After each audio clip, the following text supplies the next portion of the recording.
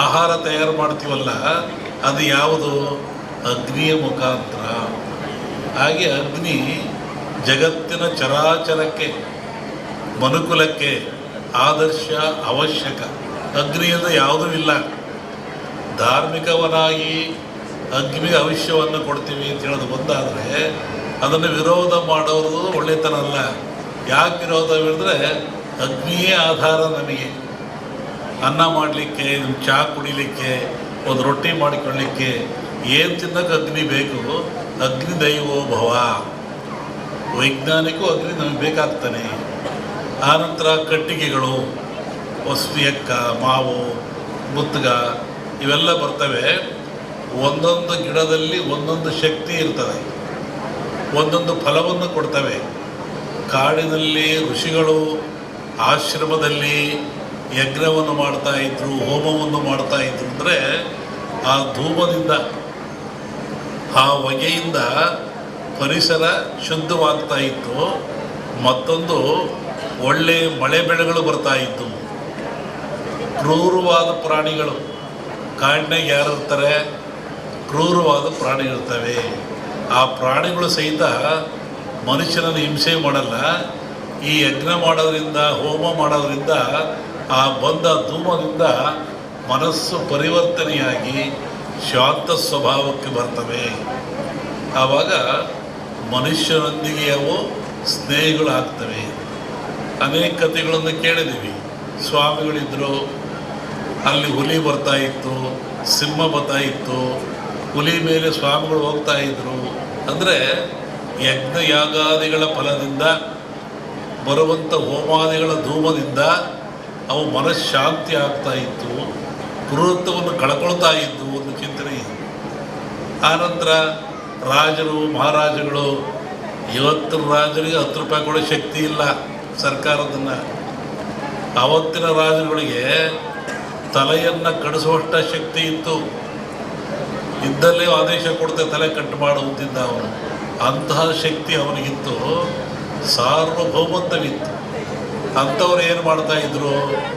ನಾರ್ಮುಡಿಯಲ್ಲಿ, ಬರಿಗಾಲಿನಲ್ಲಿ ಕಾಡಿಗೆ ಹೋಗಿ, ಆಶ್ರಮಕ್ಕೆ ಹೋಗಿ, ಋಷಿಗಳ ಮುನಿಗಳಿಗೆ ಶಿರವಾಗಿ ಆ ಅಗ್ನಿ ಹೋಮದಲ್ಲಿ ಪಾಲ್ಗೊಂಡು ಸುಭಿಕ್ಷೆಯನ್ನು ಬೇಡ್ತಾ ಇದ್ದರು, ನಾಡಿನ ಸುಖವನ್ನು ಬೇಡ್ತಾ ಇದ್ದರು, ಆಶೀರ್ವಾದ ತಗೊಂಡು ಬರ್ತಾಯಿದ್ರು. ಅಂದರೆ ಈ ಹೋಮಗಳು ಆಧ್ಯಾತ್ಮಿಕವಾಗಿ ಹೌದು, ನಾಡಿಗೆ ಮಳೆ ಬೆಳೆ ರೋಗಗಳನ್ನು ದೂರ ಮಾಡುವಂಥ, ಆಯುಷ್ಯವನ್ನು ಕೊಡುವಂಥ ಶಕ್ತಿ ಹೌದು. ಇಲ್ಲಿ ವಿಶೇಷವಾಗಿ ಆಜ್ಯ ಅಂತ ಬರ್ತದೆ. ಆಜ್ಯ ಅಂದರೆ ತುಪ್ಪ ಅಂತೇಳಿ. ನಾನು ಬೆಳಿಗ್ಗೆ ಆಗಲೇ ಹೇಳ್ತಾ ಇದ್ದೆ, ನಮ್ಮ ಹತ್ರ ಬಂದಾಗ ಯಾವುದನ್ನು ಆಜ್ಯ ಅಂತ ಕರಿತೀವಿ? ಆಜ್ಯದ ಮಹತ್ವವೇನು? ಹಾಲು ಕರಿತೀರ ನೀವು, ಹಾಲನ್ನು ಕರಿತೀರ, ಅದರ ಆಯುಷ್ಯ ಎಷ್ಟು? ಹಾಲಿನ ಆಯುಷ್ಯ, ಹಾಲು ಕರೆದ ಹಾಲಿಗೆ ಆಯುಷ್ಯ ಎಷ್ಟು? 12 ಗಂಟೆ. ಹಾಲು ಕರೆದ 12 ಗಂಟೆ ಮೇಲೆ ಅದು ಕೆಟ್ಟು ಹೋಗ್ತದೆ, ಅದು ಹಾಳಾಗಿ ಹೋಗ್ತದೆ, ಉಪಯೋಗ ಬರೋದಿಲ್ಲ. ಮನುಷ್ಯ ಭಾಳ ಬುದ್ಧಿವಂತ. ಈ ಹಾಲನ್ನು ಕೆಡದಂಗೆ ಇಟ್ಕೊಂಡು ನಾನು ಉಪಯೋಗ ಮಾಡಬೇಕು ಅಂತಾನೆ. ಅವನೇನು ಮಾಡ್ತಾನೆ, ನೀವೇನು ಮಾಡ್ತೀರಿ? ಬೆಂಕಿ ಹಾಕ್ತೀರಾ, ಅಂದರೆ ಹಾಲನ್ನು ಕಾಸ್ತೀರಾ. ಹಾಲನ್ನು ಕಾಸ್ತೀರಾ, ಕೆಂಪು ಕಾದ ಮೇಲೆ ಆರಿಸಿ ಅದಕ್ಕೆ ಹೆಪ್ಪಾಕ್ತೀರಾ. ಹೇಳಿದ್ನಲ್ಲ, ಜಲಕಂಟಕ ಇದೆ, ಎಲ್ಲ ಡ್ಯಾಮ್ಗಳು ತುಂಬುತ್ತವೆ ಅಂತ ಹೇಳಿದ್ದೆ ನಾನು. ಇದೆಲ್ಲ ನಡೆದಲ್ಲಿ ಹೇಳಿದ 20 ದಿವಸ ಧಾರವಾಡದಲ್ಲಿ ಹೇಳಿದ್ದೆ ನಾನು. ಇದು ನಡೆದಿರೋದೆಲ್ಲ ಮುಂದೆಲ್ಲ ಅದೇ ಅನಿಷ್ಟ ಜಾಸ್ತಿ. ಆಮೇಲೆ ಕರ್ನಾಟಕ ಪೊಲಿಟಿಕ್ಸು. ಒಬ್ಬ ಸನ್ಯಾಸಿ ತಪಸ್ಸಿ ಕೂತಿದ್ದಂತೆ. ಒಬ್ಬ ಬೇಡ ಒಂದು ಜಿಂಕೆ ಉಡಿಸ್ಕೊಂಬಂದಂತೆ ಕೊಲ್ಲಕ್ಕೆ ಅಂತ. ಅವನ ಮುಂದೆ ಹೋಯ್ತಂಥದ್ದು ಜಿಂಕೆ. ಅವನು ಬೇಡ ಬಂದ, ಏನು ಸ್ವಾಮಿ ಇಲ್ಲಿ ಜಿಂಕೆ ಓತ ಅಂತ ಕೇಳ್ದ. ಇವನು ಹೇಳಿ ಕೇಳಿ ಸನ್ಯಾಸಿ ಅವನಂದ, ಈ ಓತು ಅಂತ ಹೇಳ್ಬಿಟ್ರೆ ಕೊಂದು ಬಿಡ್ತಾನೆ. ಆ ಕೊಂದು ಪಾಪ ನನಗೆ ಬಂದುಬಿಡುತ್ತೆ. ಇಲ್ಲ ಅಂತೇಳಿದ್ರೆ ಸುಳ್ಳು ಹೇಳಿದ ಪಾಪನೂ ಬರುತ್ತೆ ನನಗೆ. ಏನು ಮಾಡೋದು ಅಂತ ಯೋಚನೆ ಮಾಡಿದ್ದಂತ. ಆಮೇಲೆ ಮತ್ತೆ ಅವನ ಆಸೆ ಕೇಳಿ ಎಲ್ರಿಗೊಂದು ಹೇಳ್ರಿ ಇದ್ರಿ ಸ್ವಾಮಿಗಳು ಇಲ್ಲೇ ಓತಲ್ಲ. ಅದಕ್ಕೆ ಅವನು ಸನ್ಯಾಸಿ ಹೇಳಿದಂತೆ, ಯಾವುದು ನೋಡ್ತು ಅದಕ್ಕೆ ಮಾತಾಡೋಕ್ಕೆ ಬರಲ್ಲ, ಯಾವುದು ಮಾತಾಡ್ತು ಅದು ನೋಡಲಿಲ್ಲ, ಏನು ಮಾಡಪ್ಪ ನಾನು. ಕಣ್ಣು ನೋಡ್ತು, ನಿನಗೆ ಕಣ್ಣೇ ಹೇಳಬೇಕು ಓತು ಅಂತ, ಅದು ಮಾತಾಡಲ್ಲ. ಆದರೆ ನ್ಯಾಲಿಗೆ ಮಾತಾಡುತ್ತೆ, ಅದು ನೋಡಲಿಲ್ಲ, ನಾನೇನು ಮಾಡೋಣ ಅಂತ. ಹಂಗೆ ಈ ರಾಜಕಾರಣ ಹೇಳ್ಬೇಕಾದ್ರೆ ನಾವು ಹುಷಾರಾಗಿ ಹೇಳ್ಬೇಕು. ಇದರಲ್ಲಿ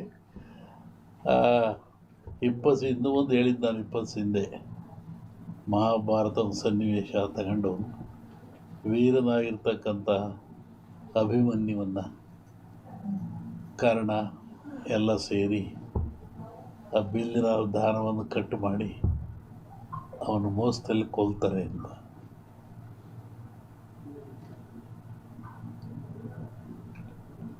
ಆಮೇಲೆ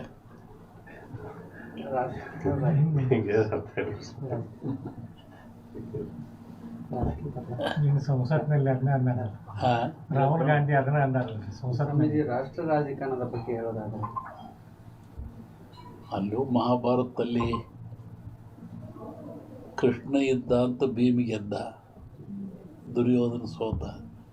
ಇಲ್ಲಿ ಕೃಷ್ಣ ಇಲ್ಲ, ದುರ್ಯೋಧನ ಗೆಲ್ತಾನೆ, ಭೀಮ ಸೋಲ್ತಾನೆ.